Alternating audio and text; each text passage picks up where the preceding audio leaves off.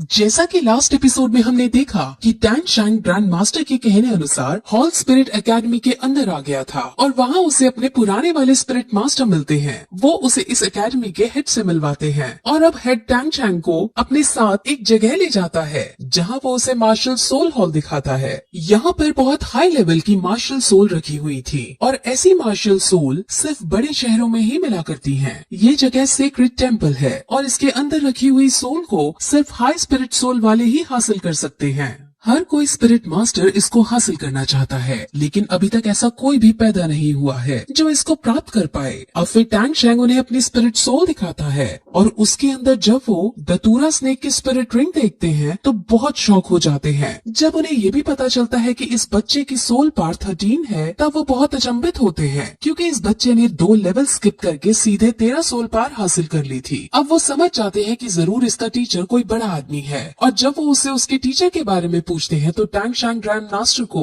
अपना टीचर बताता है। अब हेड उसे अपने यहाँ पढ़ाने के लिए रेडी हो जाते हैं और अब उसे इस एकेडमी में शामिल कर लिया जाता है। अब फिर टैन शैंग बाहर जाता है और लोहारों की बस्ती में जाकर काम ढूंढने की कोशिश करता है। वो कुछ पैसे कमाना चाहता था ताकि अपनी रोजी रोटी कमा सके। वो एक एक करके लोहारों से काम मांगने लगता है, लेकिन हर कोई लोहार उसे बच्चा समझ उसका मजाक उड़ाकर भगा देता है। लेकिन एक लोहार उसे अपने यहाँ काम करने को कहता है और टैन शैंग उसे सबसे मुश्किल काम जो कि रिफाइनिंग है वो मांग लेता है। अब ये सुनकर वो लोहार उसका मजाक उड़ाने लगता है, लेकिन टैन शैंग उसकी बात का बुरा ना मानते हुए अपने पापा की सिखाई हुई टेक्निक को याद करता है। उसके पापा उसे रिफाइनिंग और फॉर्ज करने की अलग अलग टेक्निक सिखाया करते थे और उन सभी टेक्निक्स में टैन शैंग ने माहिरता हासिल कर ली थी। अब टैन शैंग उस लोहार का सामान लेता है और एक ही बार में पिग आयरन को फॉर्ज कर देता है। अब ये सब देखकर वहाँ खड़े सभी लोहार बहुत शॉक हो जाते हैं, क्योंकि उन्होंने तो ये सोचा था कि बच्चा हैमर को उठा तक नहीं पाएगा, लेकिन इसने तो रैंडम हैमरिंग स्किल का यूज करके एक ही बार में पिग आयरन को फॉर्ज कर दिया है। अब लोहार उसे काम पर रख लेता है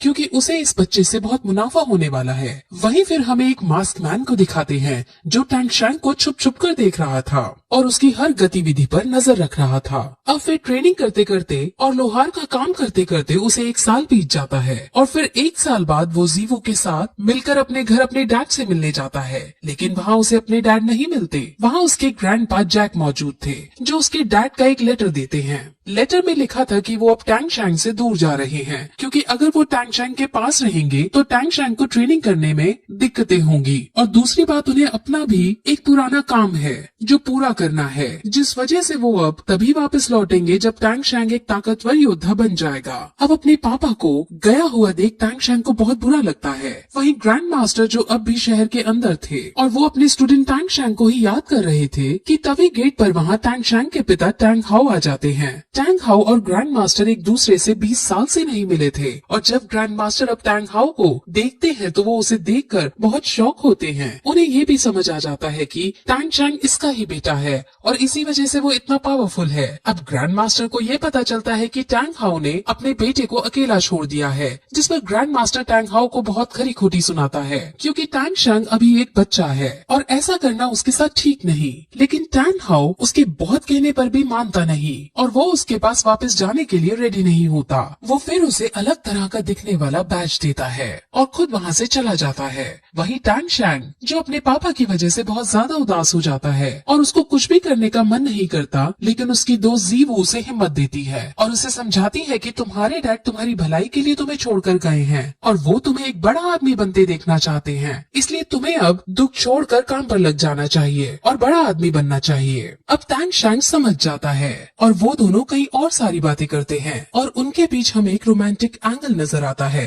वो दोनों एक दूसरे से हमेशा साथ रहने का वायदा करते हैं और टैन शैंग उसकी हमेशा रक्षा करने की कसम खाता है। टैन शैंग के पिता टैन हाउ की भी अपनी पूरी एक बैक स्टोरी है जो बहुत ज्यादा इंटरेस्टिंग है और उसके बारे में हमें आगे पता चलेगा। अब फिर टैन शैंग जीवू को एरो चलाने की ट्रिक सिखाता है और उसे फिर अपना हिडन वेपन भी दिखाता है। हिडन वेपन को देख जीवू बहुत खुश हो जाती है और उससे हिडन वेपन मांगती है, लेकिन टैन शैंग हिडन वेपन जैसी खतरनाक चीज को उसको देने से मना कर देता है। वहीं अब टैन शैंग आसमान में देखकर अपने डैड को याद करता हुआ खुद से ये प्रॉमिस करता है कि वो एक दिन जरूर बहुत ज्यादा स्ट्रॉन्ग स्ट्रॉन्ग बनेगा। अब फिर उसको ट्रेनिंग करते 5 साल बीत जाते हैं और हमें 5 साल बाद टैंग शैंग को जीवू के साथ दिखाते हैं। वो दोनों अब बड़े हो चुके थे और अब वो ग्रैंड मास्टर के कहे अनुसार अपने हाई स्कूल की पढ़ाई करने श्रेक स्कूल में जा रहे थे। वो दोनों अब भी एक साथ रहते थे और उन दोनों में अब भी कहीं ना कहीं रोमांटिक एंगल था, लेकिन सिर्फ जीवू की तरफ से। टैंग शैंग उसे सिर्फ अपना एक दोस्त मानता था।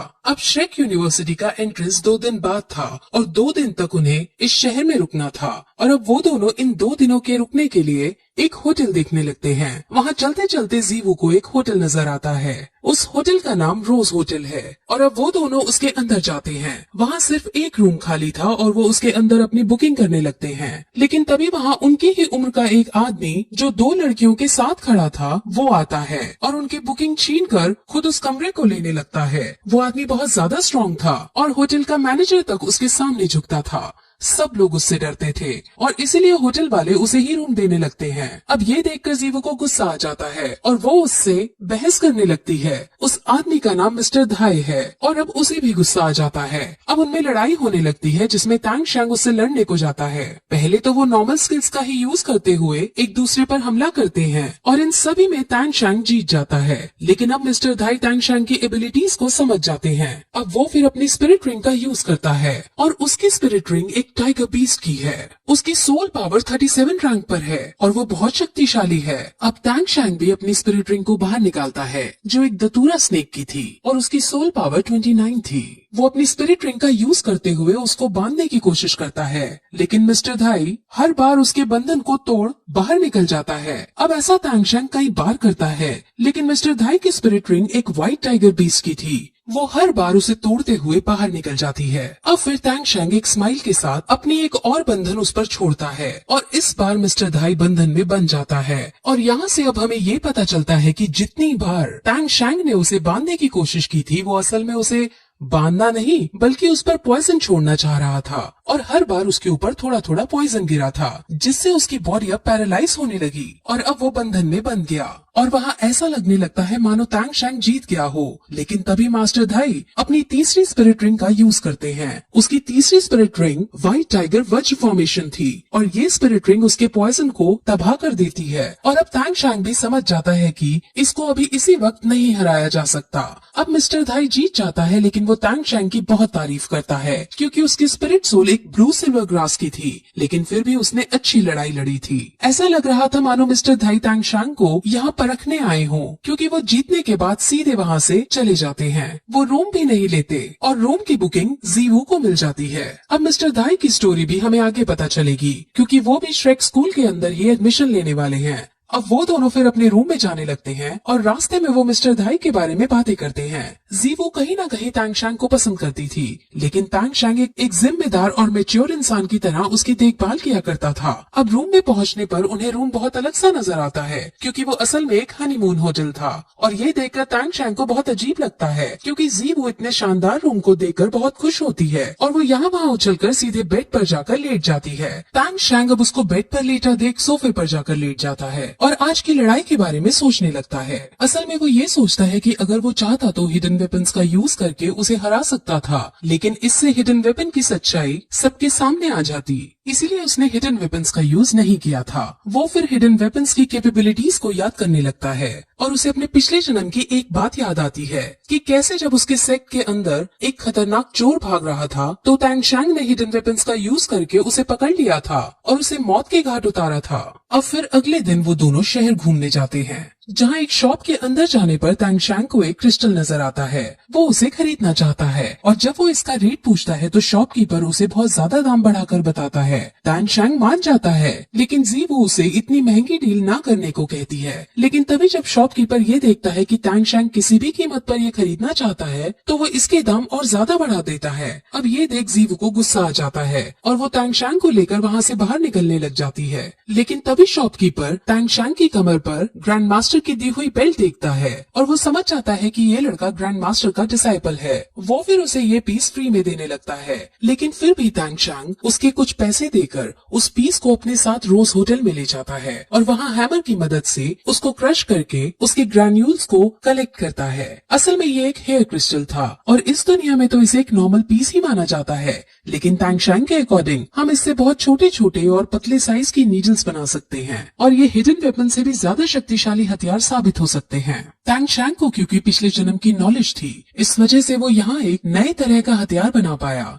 जीवो ये देखकर बहुत शौक होती है और अब दोनों फिर और ज्यादा देर ना करते हुए श्रिक स्कूल की तरफ निकल जाते हैं। वहाँ पहुँचने पर वो एक लंबी लाइन देखते हैं और वहाँ जो उन्हें एंट्री दे रहा था वो उन सभी को टेस्ट कर रहा था। वहाँ जो बच्चा कमजोर था उसे वो एंट्री नहीं दे रहा था और जब वो बच्चा रिफंड की डिमांड करता तो उसे सीधे सीधे भगा दिया जाता। वहाँ उन्होंने साफ ये रूल रखा था कि जो कमजोर होगा उसको यहाँ एंट्री नहीं मिलेगी और उसकी फीस भी रिफंड नहीं होगी। वहाँ पे मिस्टर धाई भी खड़ा था जो उनको संभाल रहा था, जो रिफंड की डिमांड कर रहे हैं। मिस्टर धाई रिफंड मांगने वालों को ये कह रहा था कि जो रिफंड चाहते हैं वो मुझसे फाइट कर ले और अगर मैं हार गया तो तुम्हें रिफंड मिल जाएगा। लेकिन किसी की भी हिम्मत मिस्टर धाई से लड़ने की नहीं थी और सब बिना रिफंड लिए वापस अपने अपने घर लौट रहे थे। श्रेक का नाम एक मॉन्स्टर के ऊपर है और ये स्कूल सिर्फ मॉन्स्टर्स जैसे बच्चों को ही लेता है, यानी सिर्फ उन बच्चों को जो ज्यादा खतरनाक और ताकतवर हैं। अब तांग चांग मिस्टर धाई को देखते हैं और मिस्टर धाई तांग चांग को देखता है और दोनों एक दूसरे को देखकर एक रिस्पेक्ट वाली स्माइल पास करते हैं। अब तांग चांग और जीवो का टेस्ट होता है और वो दोनों पावरफुल हैं, जिस वजह से उन दोनों को एंट्री दे दी जाती है। स्कूल के अंदर अपनी एक अलग ही दुनिया थी और वहाँ उनको कंपनी देने और रास्ता दिखाने के लिए मिस्टर धाई उनके साथ चलते हैं। वो रास्ते में कई तरह की बातें करते हैं जिसमें मिस्टर धाई अलग अलग सोल स्पिरिट्स के बारे में उन्हें बताते हैं। वहाँ एक लड़की भी होती है और जब मिस्टर धाई उसे देखता है तो ऐसा लगता है कि मिस्टर धाई उस लड़की को पसंद करने लगा है। अब फिर वो अंदर जाते हैं जहाँ कई सारी दुकानें मौजूद थी। वहाँ एक सॉसेज बेचने वाली वेंडर शॉप भी आती है और उस वेंडर शॉप पर फोकस करते हुए ये एपिसोड यहीं खत्म हो जाता है। अब इसके अंदर अलग अलग स्पिरिट सोल के बारे में बताया गया है जिसे हम अगले वीडियो में बताएंगे, क्योंकि अगर स्टोरी के साथ उसको एक्सप्लेन करते तो आपके लिए बहुत कंफ्यूजिंग हो जाता। सो आगे की स्टोरी हम अगली वीडियो में एक्सप्लेन करेंगे। तब तक के लिए बाय।